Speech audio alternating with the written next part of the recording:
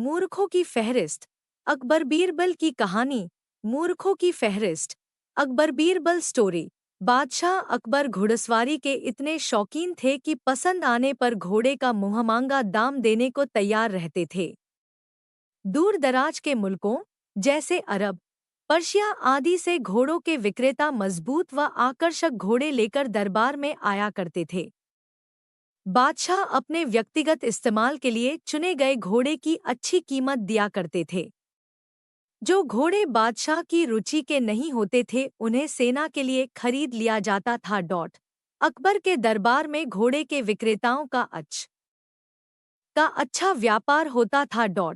एक दिन घोड़ों का एक नया विक्रेता दरबार में आया। अन्य व्यापारी भी उसे नहीं जानते थे।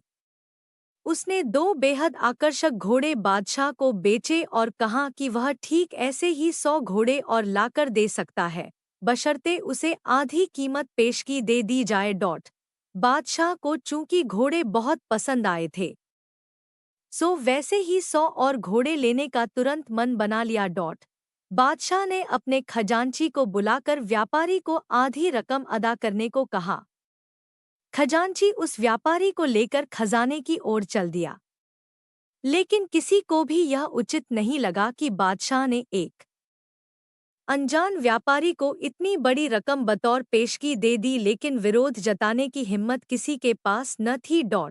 सभी चाहते थे कि बीरबल यह मामला उठाए। बीरबल भी इस सौदे से खुश न था। वह बोला, हुजूर, कल मुझे आपने शहर भर के मूर्खों की सूची बनाने को कहा था। मुझे खेद है कि उस सूची में आपका नाम सबसे ऊपर है। बादशाह अकबर का चेहरा मारे गुस्से के सुर्ख हो गया। उन्हें लगा कि बीरबल ने भरे दरबार में विदेशी मेहमानों के सामने उनका अपमान किया है। गुस्से से भरे बादशाह चिल्लाए, तुम्हारी हिम्मत कैसे हुई हमें मूर्ख बताने की? क्षमा करें बादशाह सलामत। बीरबल अपना सिर झुकाते हुए सम्मानित लहजे में बोला, आप चाहें तो मेरा सर कलम करवा दें। यदि आपके कहने पर तैयार की गई मूर्खों की फहरिस्त में आपका नाम सबसे ऊपर रखना आपको गलत लगे। दरबार में ऐसा सन्नाटा छा गया कि सुई गिरे तो आवाज सुनाई दे जाए। अब बादशाह अकबर अपना सीधा हाथ उठाए, तर्जनी को बीरबल की ओर ताने आगे बढ़े। दरबार में मौजूद सभी लोगों की सांस जैसे थम सी गई थी।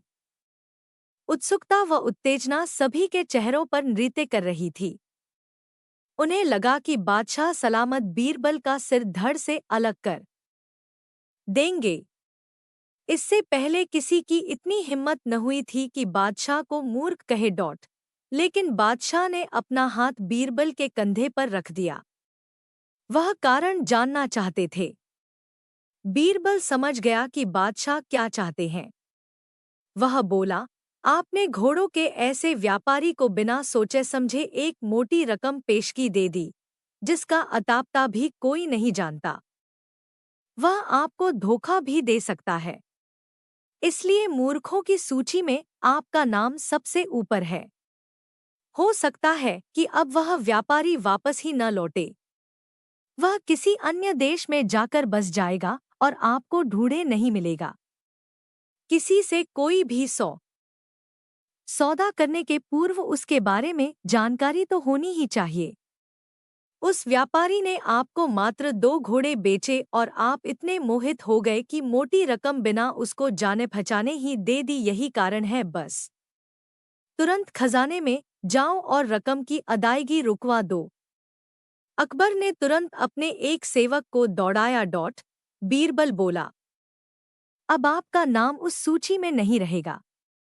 बादशाह अकबर कुछ क्षण तो बीरबल को घूरते रहे, फिर अपनी दृष्टि दरबारियों पर केंद्रित कर ठहाका लगाकर हंस पड़े। सभी लोगों ने राहत की सांस ली कि बादशाह को अपनी गलती का एहसास हो गया।